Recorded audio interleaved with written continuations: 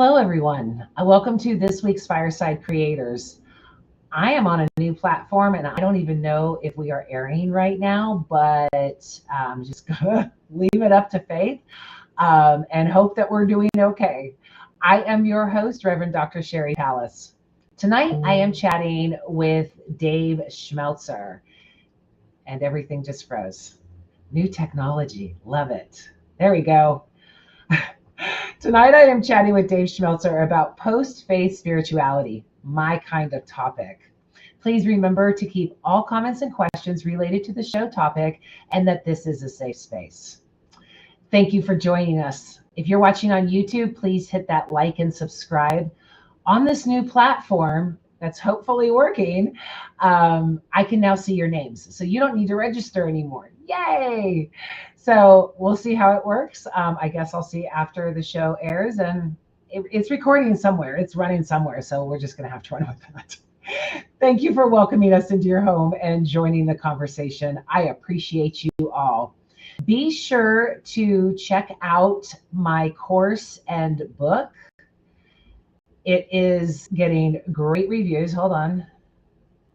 Please wait, my preferences are updated. Let's see. Oh, this is fun. So this is the follow-up course to my book. The reviews have been great. It is self-paced, and once you enroll, you have access forever, including when I add new contributors, which is happening monthly. I am so proud of it, and I hope you love it too. The goal is to get beyond the dogma, the destructive dogma, individualism, racism, homophobia, and the patriarchy. And we can if we do it together. Go to my website and find the book club tab, and all the information is there. I can't wait to see you there. There's a social media platform where we can chat. You can chat with the contributors. It's super cool. Okay, to the show. Let's meet our guest and become more loving. Dave Schmelzer founded what was then called the Greater Boston Vineyard, which has become the largest church near Harvard. He's spoken extensively at universities and conferences, has written 2 books and podcasts at the Pocket Contemplative. With an international group of partners, he'll soon launch Faith Part 2, an 8-week online introduction to post-faith transition spiritual growth. Give a big round of welcome for Dave. Hi, Dave. How are you? I'm well, Sherry. And yourself? I am wonderful. Let me see if I can get us to go. That looks better. Let's see. Let's play around. The options of the new technology are truly impressive. So. Right. Hey, I don't know what I'm doing. And anyone who thinks I am I fooled you. So thank you so much for coming on and being my guinea pig for this, per se. But I really wanted to talk to you because I think we're on similar paths. Ones where we have walked away from destructive dogma and things that push people down as opposed to lift them up. Am I right on assuming that? Sure. I mean, we're just meeting each other, so I can't swear to know your kind of ins and outs or you mine, but sure, to some degree, absolutely. So tell me about your journey. So I sort of found my way into pastoring a church in a kind of surprisingly roundabout way. After my college years, I was working as a kind of a local playwright in San Francisco.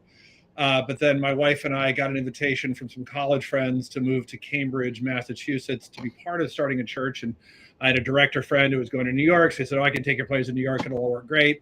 But then the guy who was going to pastor the church didn't. And so people sort of turned to me and said, I had a seminary degree, so I had a background. They said, if we're going to do it, you should do it. And so I kind of dropped the playwriting stuff for the moment and thought, I'll try this thing. I'm sure it will go nowhere.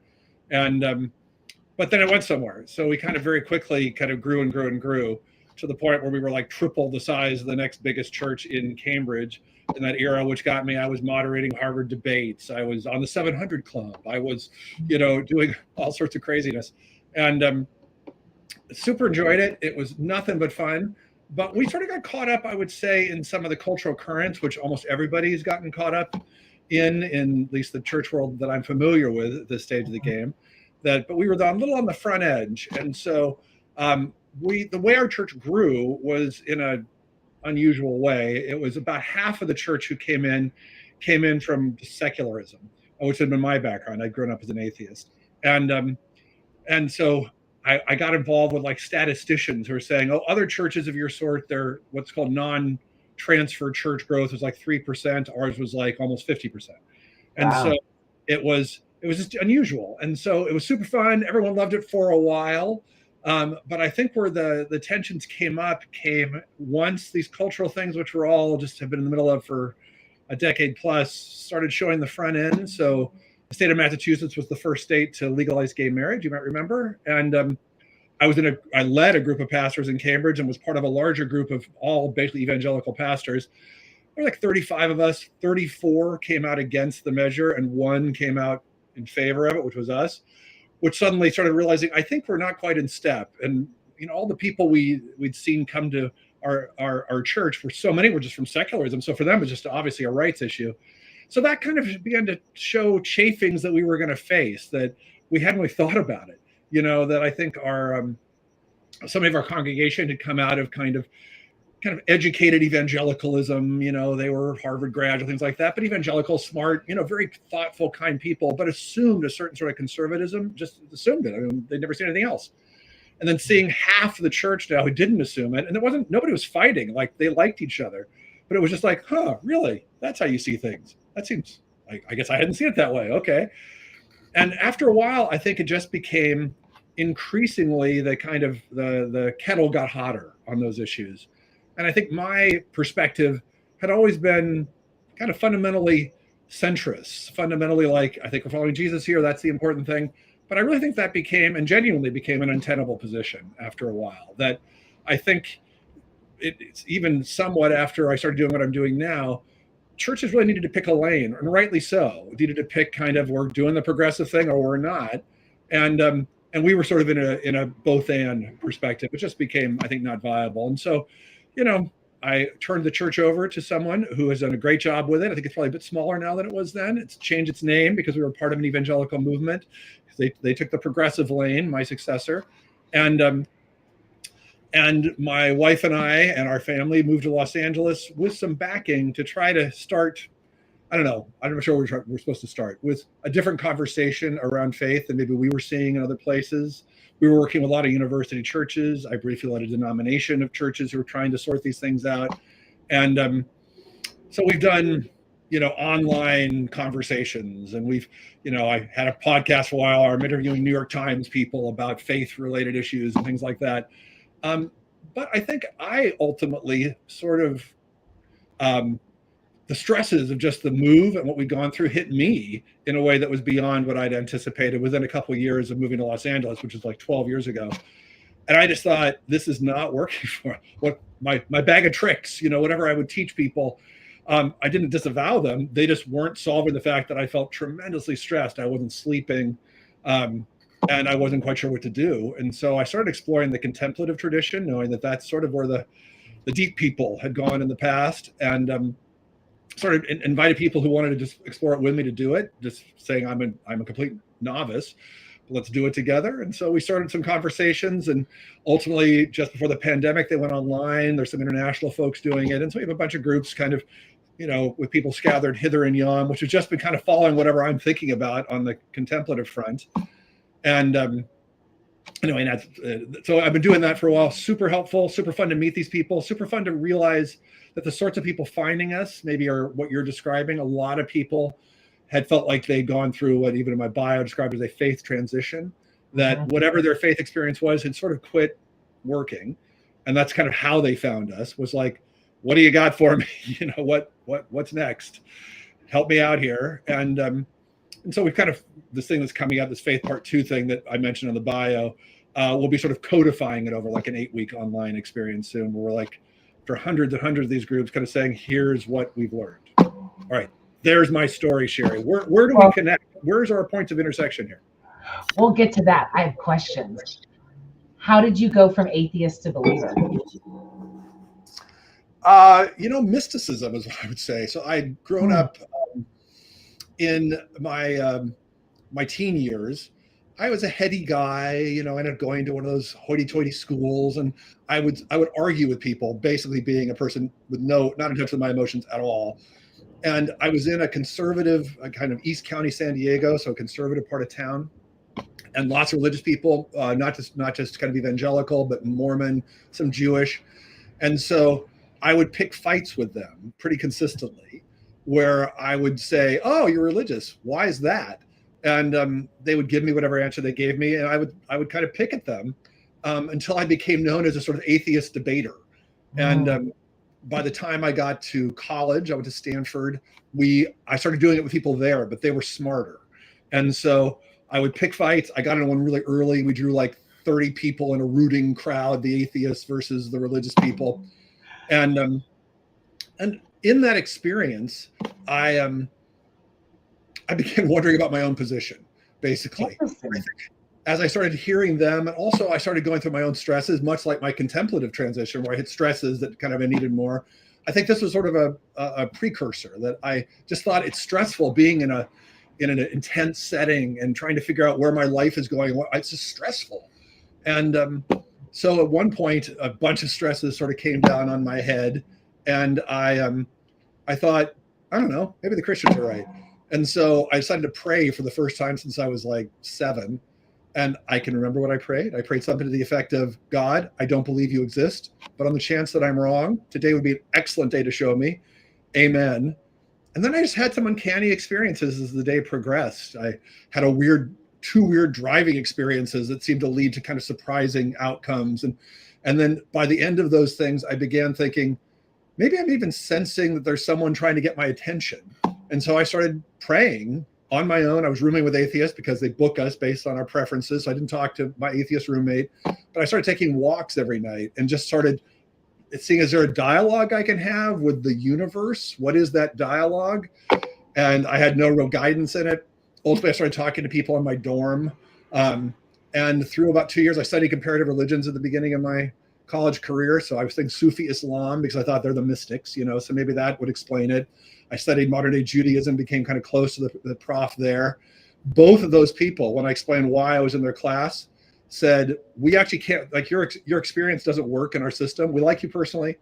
And I said, "What system should I explore?" And they both said, "I would explore the Jesus thing because of Acts chapter 2. They told me, the Sufi guy and the Jewish guy said, in Acts chapter 2, it says, in that tradition, everyone's going to hear from God. God will talk. It'll be awesome. Old men have visions. Young men dream dreams. In our traditions, you've kind of got to be a once a millennium prophet. And in Islam, we don't recommend you call yourself a once a millennium prophet because the last one was Muhammad. It would go badly for you. Right. And so they were very kind. And so I started exploring the Jesus thing and had some rocky times. Churches did not entirely work for me. But I found some smart people and thoughtful people who did work for me. And suddenly they were kind of helped guide me into settings which were terrific. That's a great story. I've heard it go both ways, leaving because of those questions and joining because of those questions. So right. That's right. I like that. Do you still consider yourself as a religious person? I do. Yeah, no, I'm your basic Christian. I'm just your basic Christian who's gone through crises. Yeah, my crises in everything you said was that they were deliberating homosexuality and deliberating on those types of things. And I think that's a big reason why I left. To deliberate whether or not someone is worthy of love, acceptance, and that, and such, I view as antichrist. So anyone who is, saying, well, we don't know about them, immediately goes into a different category for me, to say, how can you be a Jesus follower and ask those kinds of questions? Rather, questions are fine, but to demand those types of things. Dr. Thomas J. Ord just recently was completely banished from the Church of the Nazarene because of his support for the LGBTQ community. And I've been railing against that. In my opinion, if we do not really, truly try to embody Jesus, and that means accepting and loving everyone and holding to account the religious elite to make sure that they're loving everyone, even if it means some flipping of some tables to do so, That's where I would like to see our path go. Less Yeah. religion, like Jesus said, more love. Yeah. Amen. I was fiddling in my contemplative stuff today with the podcast I was doing, and I was flipping through. You may remember or may not, you know, these people, Julian of Norwich. And Julian, this woman who lived during the previous big pandemic, the bubonic plague, is basically on a bender about how what it means to really drill down into love being what we're talking about, love being the Yeah. essence of God, and kind of then the implications of that and expanding it out and out and out. So she'd be on your team. There you go. I'll take her. So what is this Faith 2.0? I mean, what are you doing to be able to bring that into it? What does it mean to you? Back in Cambridge, I'm not sure if you ever were in circles that ran across this mega popular kind of intro to Christianity course called Alpha, but it came out of England, and a lot of people teach it because it helps people discover if they want to explore Christian faith. But it's kind of an evangelical thing. And so we were starting in those settings, and someone brought that to me, and so we thought, oh, we'll run it. And I think what we found in running it was it's got a lot to recommend it, but it was really heady, and it was really argumentative. It's like saying you got to believe this or not believe this. And so we started rewriting it. We rewrote it to our specifications, just experiential. Like, here's how we've kind of figured out how to find God. It might work for you, maybe it doesn't. And it kind of went big. So we were getting, Harvard deans who were saying, I heard about this thing we called Seek that you're doing. Could I take this thing? And so we suddenly had very educated, kind of some powerful people coming in, and that's a lot of what grew our church. Fast forward to now, and that ended up being taught in a few dozen other churches. Fast forward to now, and people who've sort of been tracking with what I've been up to in the last decade or so came to me recently and just said, it seems like, one, you're learning some things, and secondly, there's a need for something. And so I was at a conference with Tom Ward not long ago. At this conference, it was a conference discussing kind of people's disappointments with the churches they'd come from thoughtfully and profoundly, including his own presentations, which are great. And so I said hello, and it was awesome. But what I found in that conference was, and I got in touch with some of the people who'd thrown the conference, and I said, you know what I'm dreaming of? It's that we both be able to own our disappointments and kind of figure out where people land in those disappointments, but also figure out where are we headed? Like, is there a spirituality that, like, this grouping that I just got to poke my head in on would like to see happen in the world? What might that be? And I ended up in a couple of 3-hour conversations with two of the organizers at separate times, and they said, well, touche, you got us. I don't think anybody in our circles has an answer to that question. And you're the one who's done all this contemplative stuff. And those guys talk about, so Teresa of Avila, if I can name drop, talks about this conference that Dr. Ward and I were at.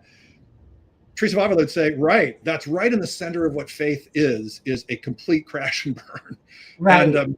And so what she said is, it's like you start off and you're like a silkworm, and you're navigating your way up a leaf, and you're spinning silk. And you find people who can tell you, oh, there's more food on this side of the leaf or that side of the leaf. And so you learn from these mentors, and they say, oh, you go there, it's great. But what you don't know is you're spinning silk that's going to cocoon you. And there comes a point when suddenly you think, I seem to be in complete darkness. I don't even know what I was doing on that leaf. I'm not even sure what the leaf was. I'm not even sure what good it did me that anyone told me you should go left or go right, or I'm not even sure what any of that means. In fact, I'm not even sure I'm a silkworm anymore, which is Teresa's point, is you're actually becoming like a larva, like a chrysalis. Yeah. You're not even a silkworm. And then sooner or later, Teresa argues, so you're in complete darkness, that your proboscis pokes its way out of the cocoon, and you come out, and now you're actually not a chrysalis, and you're not a silkworm, you're this other thing. You're a butterfly, and you're floating on air. And if you try to go back and crawl up the leaf, thinking, I got to go back. Okay, well, what do I know how to do? I know how to crawl up leaves. It doesn't work. Butterflies are crummy, crawling up levers. And so your whole set of rules are different. And so what she argues is, this faith part two. She basically says there's a faith part two, that you've been taught, whatever you've been taught as a silkworm was great. God bless you. You were a silkworm. It's the way to go. But what no one taught you is that for many people over a lifetime, there comes a point of utter darkness. Mm-hmm. And you don't know what any of it meant. You don't know what any of it mattered. You see all the weaknesses of what it was before, but you don't really know how to evaluate that. You don't know anything. And then there comes a time when you start seeing a little more light, but you also don't know what those rules are, and you don't know how to do it. That's normal, is what she says. And so then you got to figure out is there are a different set of rules that doesn't invalidate being a silkworm, but that is, on the other hand, a pretty different thing, which can get you towards union with God, which is her endpoint. So anyway, faith part 2 is trying to look at the butterfly part of that story. And so that's what, when I talked to these guys from this conference that I was at with Dr. Ord, they said, that sounds awesome. And I don't know anybody else on planet Earth who's got kind of a how-to into that. So Really? he threw it my way. I mean, obviously there's traditions. I have a 420-page book that does exactly that. Well, there you go. So they are uninformed.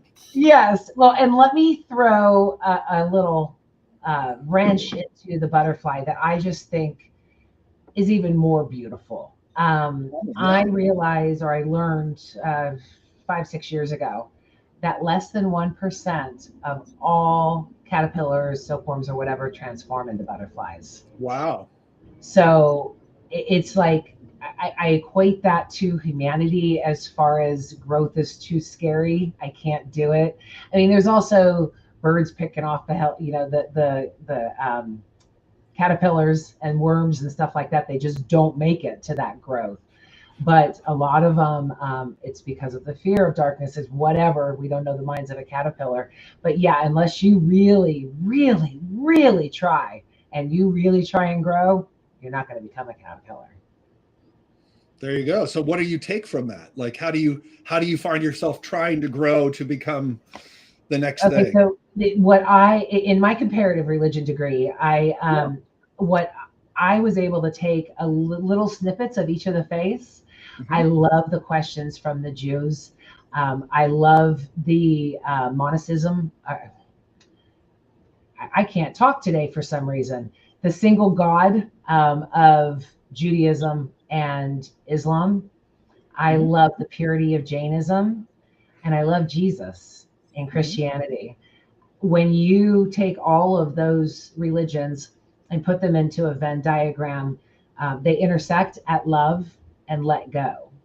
So surrender, go with the flow, like we said before the show, living in divine wisdom, in divine will. So I am always saying, thy will be done, O Lord, because as a Christian, that's what makes it work for me. Mm-hmm. To go with the flow, what's the universe doing, all of that works. And in evangelicalism, I found that the surrender there was more like a surrender, when across the millennia, it's been a surrender. Thy will be done.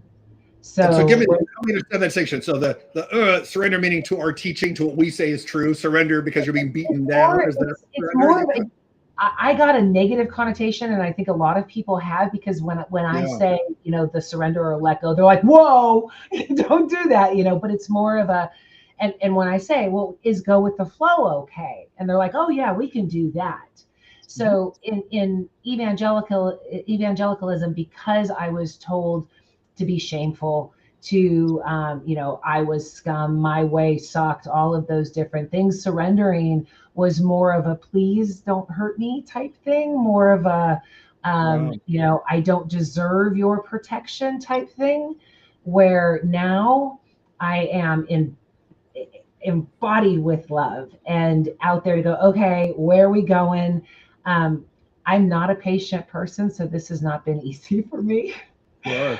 But knowing that things are going to work out, and if I don't know it now, I'm just dense, because so many things have worked out in when I am living in the flow, or thy will be done, and it eases my stress immensely. I mean, once I start going, well, what's going to happen here? How's this going to play out? What's this? Because again, I not only lack patience, I'm also a control freak. So I want to know what's going to happen. I have spreadsheets for everything, plan A, B, and C. And when I start to go down those rabbit holes again, I go, you know what? Thy will be done, oh Lord, just direct me. Lead me into where I'm supposed to be and what I'm supposed to do, and make sure I'm doing it with love. And that love is really hard. It seems like when you do that, it works. Why do you think it works? as opposed to why do you think you can let go of the stress? Having done the, lead me, Lord, thy will be done. What is it about that helps you move into that flow? A lot of it's just experience. I mean, me saying 10 years ago, thy will be done was far more intrepid than it is now. Then back 10 years ago, it would have been, well, what if he doesn't? Even 5 years ago, well, what if it doesn't? Yeah. That fear seeps in. But through my experiences, I've been through hell the last 7 years, utter hell. And here I sit, nowhere where I ever imagined, even with this show, with things happening and progressing, I see divine intention. Another thing that I constantly repeat is, I willingly release all that doesn't serve me, and I accept abundance with gratitude. Again, putting that, take it. I don't, if it's not in my best interest, take it. And that instills peace in me because it's like I am not in control anyway. So even if I am going through and stressing out and trying to control everything, it's only taking up my time and energy and eliminating things that I could actually be doing to benefit others and myself. That's one of the things I regretted the last 7 years is all the worry, all of the concern, all the time I wasted when everything was supposed to happen the way it was. So I think it's divine peace almost. And it's across all the religions do it. So it just depends on what works for you. Yeah. So what have you learned in your contemplative process? Big question. It's been a few years now, so I've kind of given myself a lot of different angles to learn. Certainly a lot of what you describe, I think you do learn. And I think there's some sort of quieting down that I think, as you point out, all the traditions say you kind of have to do in whatever those transitional moments are. Right. Because when we're in that sort of transition, we're sort of freaking out. And so our stress is high. And the last thing we want to do is just chill out and get still and things like that. Because then you're sitting with all the, the craziness and all the stress and things like that. Or crying on the bathroom floor. Either one. Right, on the bathroom floor. Yeah. Or like me, just not sleeping and overeating, I mean, so it's whatever it is to kind of find a way to not face how stressful things feel. Right. And yet one of the oddities does seem to be that, as you say, across religions, that gets a lot of discussion in my experience. And so you've got our Dalai Lama teachings, and you've got Taoism, flow like water, where whatever, you are the water, they are the rock, Right. So you've got all these traditions, and certainly the Christian tradition, the first big explosion of it post Bible times probably was the desert saints. You guys go out in the desert. And so why did they do such a crazy thing? Well, Christianity, their religion, just became the state religion, and it freaked them out, and they didn't even know what it was anymore. And so they just created some new form. They decided we're going to go and just leave, and they left individually, not in groups, and we're crazy people and did all this weird stuff. But what began to be kind of codified out of that is they quieted down. And they just, as people, they weren't monks then. They were just people fleeing. Or like monks. That's their whole point. Right. Because out of that came this first rule of monasticism by this guy Benedict, who tried to collate all these crazy men and women had done out in the desert. And so it just seems like that in the Christian tradition, that's sort of it's almost a deep place in the Christian soul, if there is such a metaphor that works, of when you're out at wit's end, that just quieting yourself until you can kind of, my daughter in touch with internet culture says, well, a big expression in internet culture is touch grass, as opposed to just being online all the time. Right. The desert saints touched grass, or touched dirt or whatever they were at. And that kind of got them in a place where they sort of had a leg to stand on to figure out how to navigate life from there. And so I think one thing I've learned among a lot from the contemplative stuff is that my approach in the stresses from all my previous bag of tricks spiritually, I don't repent of any of them, to use the religious language. They were all fine, but it was grabbing at stuff. It was like, I'm so stressed, I got to grab this. Maybe this will help me. And the grabbing was not helping me. And it was, it was just getting worse. And somehow just kind of getting impressed upon me, These guys all go completely, guys and women go completely different direction. And their direction is, how do you figure out how to get still?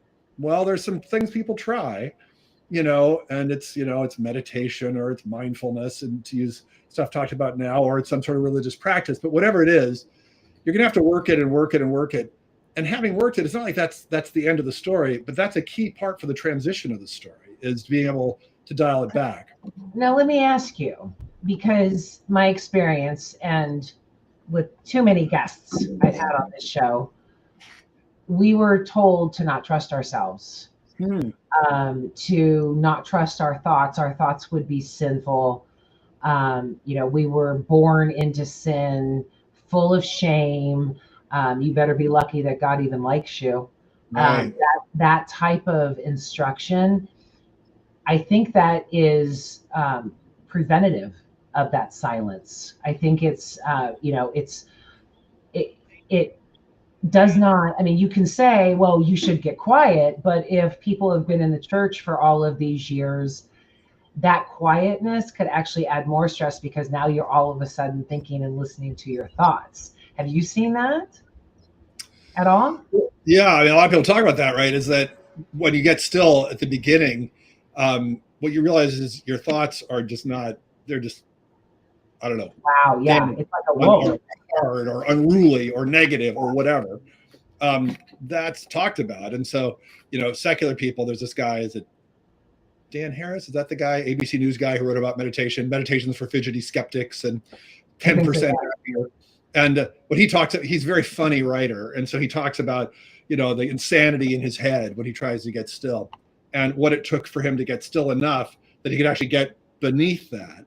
Yeah. But I can certainly imagine, look, as somebody who says, I was a pastor, I'm a Christian, so I'm still in the game, but religion stinks in that respect, right? I mean, because it's like all the stuff that people take in, and and so not only does it stink in terms of what many people, I think more than I did. I grew up atheist, so I was not picking it up in my youth, which a lot of my friends did. So I had friends early on when I started exploring the Jesus stuff saying, "You're so lucky, and you didn't go to church." And I thought, really? Well, I'm in a church with you now, so how am I ended up in the same place, and they're like, "Oh God, everybody I know went to church has been so screwed up." Whereas you're kind of coming at it like a cheerful tabula rasa guy, because you didn't pick all that stuff up. So now you can pick it up as an adult and figure it out. And be able to weigh it out and go, okay, I can reject this, I can't reject this.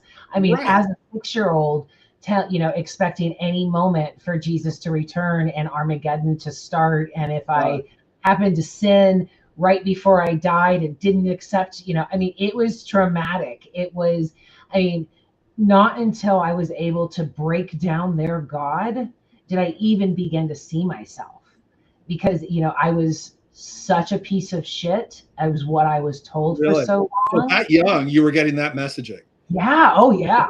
Child abuse, doesn't it? Yeah. I talk about in the book about how every time I burned myself, my mom would look at me and go, "Imagine what hell feels like." And in that radicalism, I've said it a million times on the show. Once I realized that I was a better parent, even as flawed as I was, than this God that I was taught about, that's when I was like, whoa, I'm technically a piece of shit according to religion. I'm a single mother. I'm doing all of this, and I would never do to my son what this God claims that they were going to do to me. So releasing that power, releasing that shame and all of that enabled me to clear my mind, enabled me to get quiet. And one of the best things I think I've ever learned was prayer is asking and meditation is listening. And that rectified so much for me, because it was like, why are my prayers not going answered? Because you won't shut up, Sherry. Shut up for a second and listen. And that was so transformative, to just be able to say, okay, it's not, and again, more of a release, not, hey, God, I want this, this, and this. My mom used to write down serial numbers in her prayer books. I want a JVC serial number video recorder, and I want this, and please make sure my friends clean their homes. I read her prayer diaries. It's got a law of attraction thing to it. If you followed that, like The Secret or things like that, it has that kind of. Yeah, and it was never about make me a better person. It was about make everything according to the way I want it, including this device, and then it'll be okay. And literally on her deathbed, she started freaking out and going, I think I screwed up. I don't think I did it right. So, I Meaning mean, she should have been more like meaning that she, adhering to her stuff, or meaning that she'd no, screwed up. she questioned if she chose the right faith. Is And my that right? response, yeah, and my response was, you know what, you tried. You Yeah. tried. So that's all that should matter. And she went into it like literally 2 days before she died into this whole existential crisis. And I'm Wow. like, it because I think she started to really realize that all of the harm she had done according to this faith. A year Man. prior, she had apologized to me for what she had done to me. She finally, forgive the pun, saw the light. And I think as it got closer, she started to go, whoa, none of this shit matters. None of it matters. And this is what I've been focusing on. So I have gotten to the point in my life where I err on the side of love. And if I'm doing it wrong, then I don't want to be in a heaven with this person who demands other things. Yeah, You no know, kidding. it's err on the side of love. And if I screw up, then I'll be okay with that. And how I realize I'm a Johnny come lately in this conversation Okay. that you've been having. How do you find yourself kind of partnering up with people to do all that stuff? Like, what's your community around what you found now? Because I think that's a lot of the people who come to me are asking that question. They're in some transition, that whatever Mhm. wasn't working for them, whatever. But then it's like, how do I kind of find my peeps? How do I do this stuff? So how are you finding it through this podcast, through books, things like that? How Yeah, are you? well, this show, Yeah, I am afforded fantastic friendships and relationships that I have built over the last 3 years. yeah. I just found out last week, by the way, that my microphone has sucked this entire time. I had no idea. So And yet it hopefully, all is working out I nonetheless. know, right? Before the show, I was like, Patrick, I got a new thing. And he's like, oh, thank God you find it. I'm like, what? But anyway, community is something that I built. So I am in touch with a lot of the homeless people locally. I live in North Hollywood, Mhm. so they're abundant. Yeah, yeah. I do a lot of care with them. My online communities, this show. I would love to have something to be more social in, like to go hear some live music and get into a really in-depth chat, or go to the hookah lounge and everybody powwow and have these really mindful talks, similar to my goal of this show. Yeah. I'm not a morning person, so I don't miss the Sunday mornings at all, but I get filled up by what I call my soldiers. People, I have a mentor. I have many people in the faith where I reach out and go, people who are still Christians, and where I can go, okay, where do you see this? How does this work? And they do the same with me. I just no longer can be a part of any institution with the history that it has and with the systemic abuse that continues to go on and is now flooded in politics. I Yeah, just, no kidding. my soul doesn't work like that anymore. Yeah. No, I hear you. So where do you want to be in 5 years? You know, I think the what I will now refer to as the Dr. Sherry Palace philosophy is Okay. one that I'm picking up on as well. And that I think one thing I'm learning is I used to do that stuff, like where do I want to be in 5 years, and have those questions. And I think now I'm learning so much more kind of through my little keyholes into the stuff you're talking about flow, that I don't think my mind kind of blows up. I kind of think, I don't know. I'm just kind Right. of trying to figure out what I'm doing right now, and then like, oh, this is what I should be doing right now. Oh, I'm doing it right now. Oh, God seems to be there, and then there'll be what I do after right now. So I don't think I know. How about you? Do you know where you want to be in 5 years? No, I have goals. I would really like to move to Costa Rica. My money would go further there, so I Yeah. would be able to help far more people than I can here. Um, I'm also open. Uh, if that doesn't happen, again, it's whenever I start going, oh, give me to Costa Rica, I again release it. Thy will be done, oh Lord. Make your will my passion is another prayer because I don't want to like be doing everything I can to get to Costa Rica and making these plans and goals and dreams and that not be what's right for me.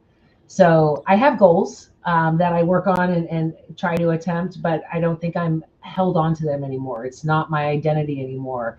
It's more like, oh, well, there you go. I mean, on the last section of my book, it starts off with, God, now it's 20 years ago, 25 years ago. My goal was to run a dive charter in Bimini, in the Bahamas in Bimini, and I Wow. took steps to do all of that without realizing that I couldn't be on a boat for more than a few hours, and I was going to plan on living on it. Oh, and you just can't move to another country and just take up residence. So once I learned those types of things, then the book came, and that changed everything. That changed everything. And so now I couldn't even picture myself living on a boat and doing a dive charter.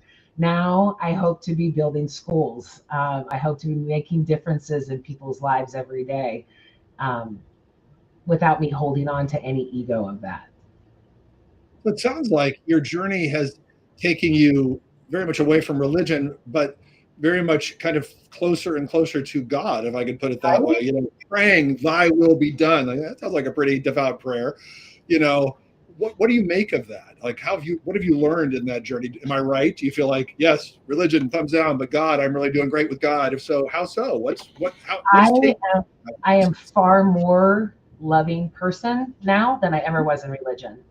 I talk about how an atheist best friend in junior high was my first moral compass. She was the Mhm. first one to say, Sherry, you shouldn't do that. That's not very nice. And I was like, what? I'm in church 3 times a week. They've never told me that wasn't nice. So I am a much less selfish, more caring, um, more honest, authentic person than I ever was in religion. I no longer believe in the God of religion. I don't believe in a being, some old guy in the sky, or even a woman with 8 arms.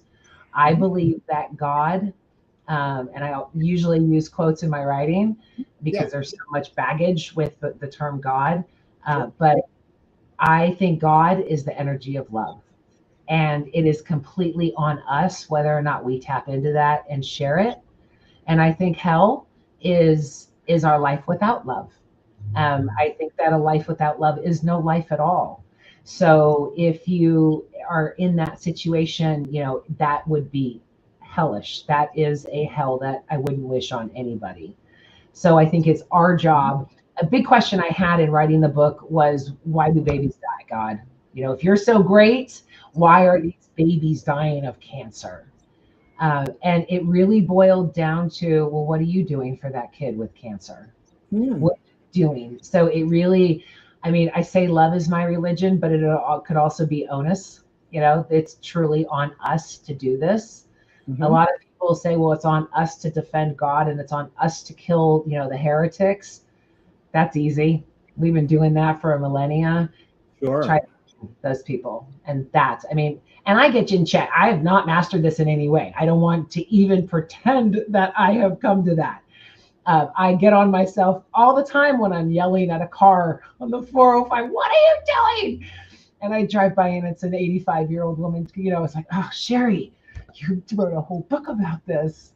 It's not Mhm. easy, but it is definitely my path. That is how I try and do everything.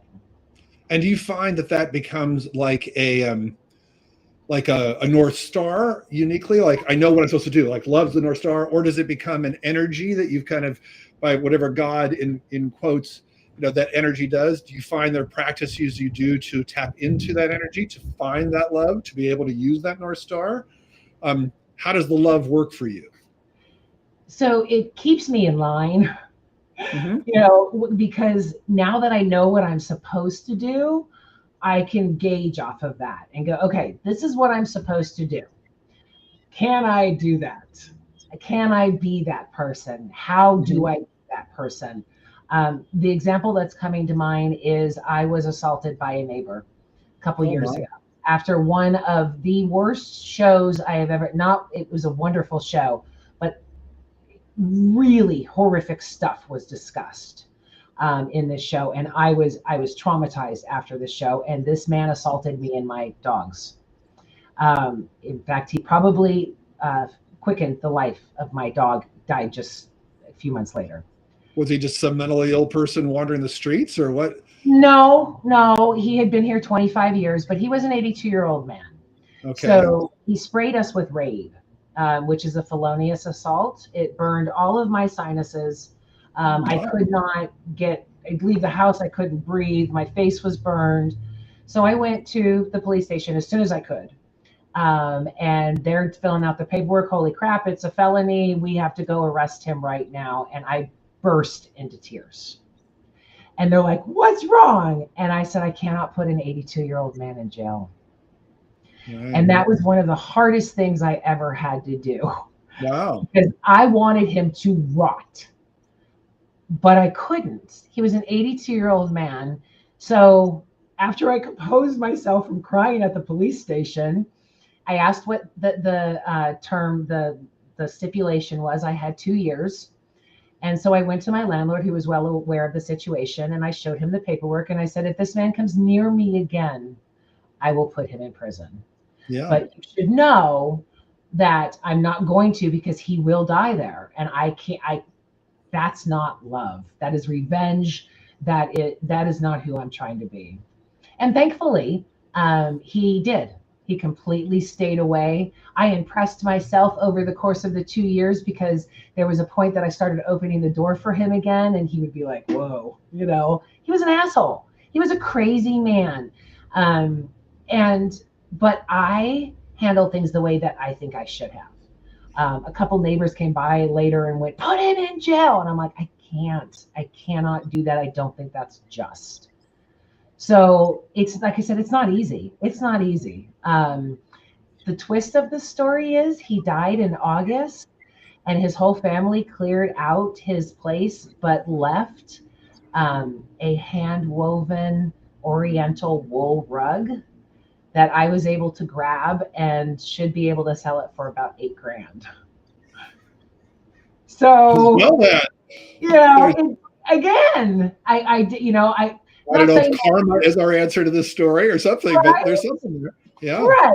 So, I mean, I am eternally grateful that I truly did walk in love, and I truly did love my neighbor. Yeah.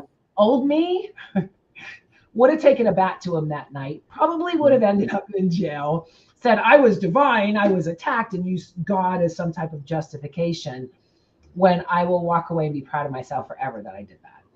And have $8,000 possibly. So we'll see.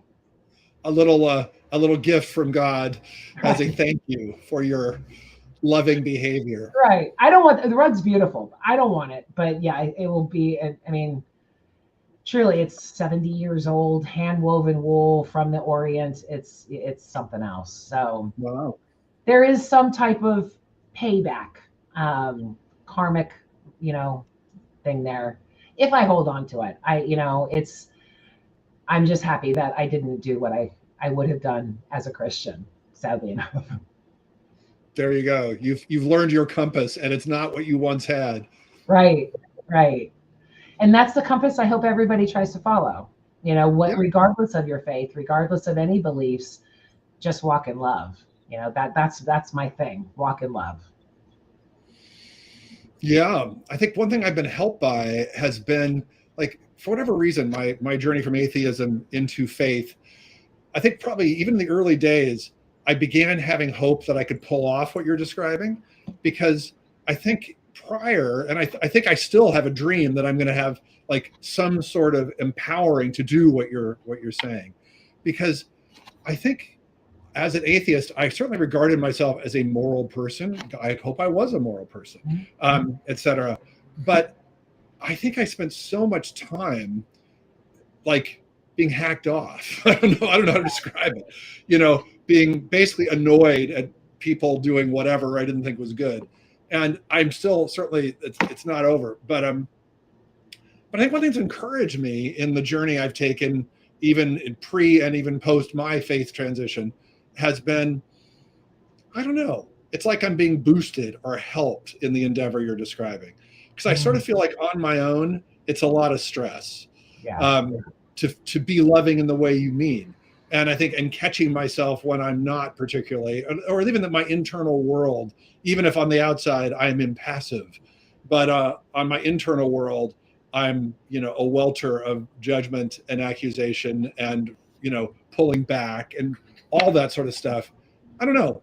I kind of liked my, I don't know how to put it, my faith world, religion world, God world, whatever the right phrase is, for like somehow calling me up short and encouraging me in ways that I don't think I was great at before. Mm. Yeah, I mean, that is where I get my encouragement. It's like, okay, where am I supposed to be? What am I supposed to be doing?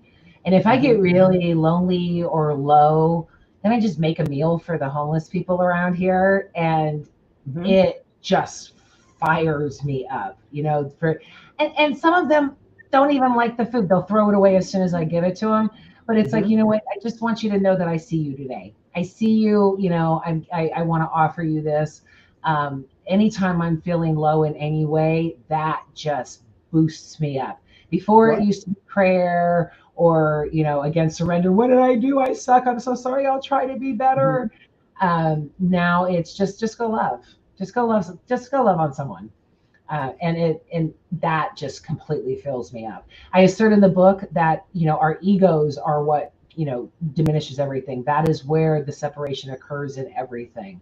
So if we are going to be ego-driven people, then it should be in competition for the best that we can do for others. Not rocket ships, not necessarily museums, but truly, what is your mark on what did you do for someone else? Well, I built a school for them. Well, I fed 500 homeless. Those are the competitions we should be getting into, not who's the richest or who's whatever. Again, is that in harmony with or in competition with, like a lot of my friends in kind of the progressive Christian world, I think what they found most meaningful to them is like, I stand with the voiceless, I'm the one, I'll be on the streets, fighting for those who can't fight for themselves, or I'm an ally. But I'm not sure they're always the greatest at going to make the meal for the homeless person. It's more like stands. Do you find that your impetus towards just be loving is in harmony with like, I'm a person of stands, or do you feel like those are different things? I learned really early in the process that if I was going to be a voice for anyone other than ex-evangelicals, that I needed their permission. To assume that I should be the voice of Black people or Black women or even the homeless without being invited to do so. I mean, there's only one time that I was like, oh no, I don't care what you say, I'm jumping in. And that was because some white supremacists showed up at a march that I was at. Wow. And they literally would have either gotten these people of color killed or arrested, and I needed to jump in and use my whiteness. I ended up getting them arrested, rightfully so, and peace restarted. I was in the back of the march. I was called to the front. We need you up here because we need people to see that you're white and you're marching with us. So I try not to be like, well, again, that's anti-religion to say, I'm not going to try and convince you of anything. I'm not going to try and convert you. I'm here if you need me. So I would never have rejected them to say, I'm not going up front. I was honored to be asked to go up front. But I also wouldn't say, well, you didn't ask me to go up front. That's where the egos come in and still make it about us as opposed to them. No, that's thoughtful. That's what love is, right? Yeah. Okay, so we are at the top of the hour. I lost my clock on this new thing. I've been asking everybody since the Goose, because at the Wild Goose this year, I wanted to get people's definition of love. And I have come up with some gems on this show with people have said things. I think love also should have quotes on it, because there's so much, people automatically assume love is romantic or familial, something like that. But how would you describe love? Yeah, you put me on the spot here. I'm sure I'll say something goofy. But Profound. yeah, I'm tempted to be like doctrinaire for a minute and say, I don't know, it's loving your neighbor as yourself, as you are really giving yourself to, where you kind of you see the other person in front of you as you to some degree and can I love came up them. with empathy. That's the word that I came up with at the Goose, to say that was the best way to like love your neighbor. How? Sleep with them? Yeah, Convert them? How does that go? I like empathy. And I wonder too, I mean, the only thing I'm dissatisfied with the love your neighbor as yourself thing, or even with empathy, is, although maybe empathy gets there, is I think, is there anything about love that's like from one's heart as opposed to from one's actions? Because you can love your neighbor as yourself because you think, I have determined there's a loving action, I'm going to do it. If it's not from the heart, does that work? And I think so. There's got to be, I wouldn't feel satisfied with my own answer unless I could come up with something about a heartfelt quality to it, but I don't know what it is. I think love is a verb. Okay, so it is an action. It's it doing. would be an action. Yeah. Right.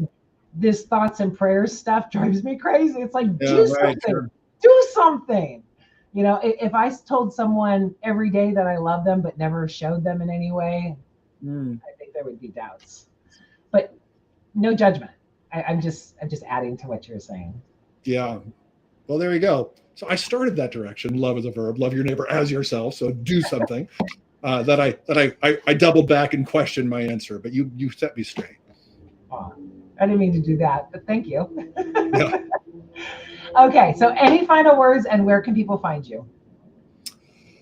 They can find this podcast I do at thepocketcontemplative.com. If they follow the links there, there's ways to get in touch with me or things like that. And this Faith Part 2 thing, if it's of interest, they can find it there as well. So the podcast, The Pocket Contemplative, if you just add .com, it'll be a good start. And I'm so sorry that you were the guinea pig this week. I don't have the banners up. Normally I would be promoting all of your stuff, but when I edit it in YouTube, I will add all of your stuff to make sure you get promotion. There you go. So it'll last forever with all the info. Right. You'll be memorialized. Yes. Thank you so much, Dave. This has been such a great conversation. I have thoroughly enjoyed it. Fun to meet you, Sherry. I appreciate it. Likewise. And we're both Los Aliens, so we should definitely work together somehow. We are. I'm going to send you backstage and close the show. Thanks again. Okay. Patrick comment, so I guess he sees the show. So I guess we did go out today. So that's good. Again, go with the flow. Don't stress out too much on things that are going to happen, and it all worked out. We only have 2 shows for the rest of the year. So stay tuned on what is going on and how we were going to close out the year. It was a great show. Thank you all for watching and your input. Thanks so much to Patrick Young for his continued support as a show's producer. I will see you next week. If you like the show, share it and subscribe. Thanks again for watching. Have a wonderful week. And as always, walk in love. Mwah. Now I got to figure out how to sign off. Bye.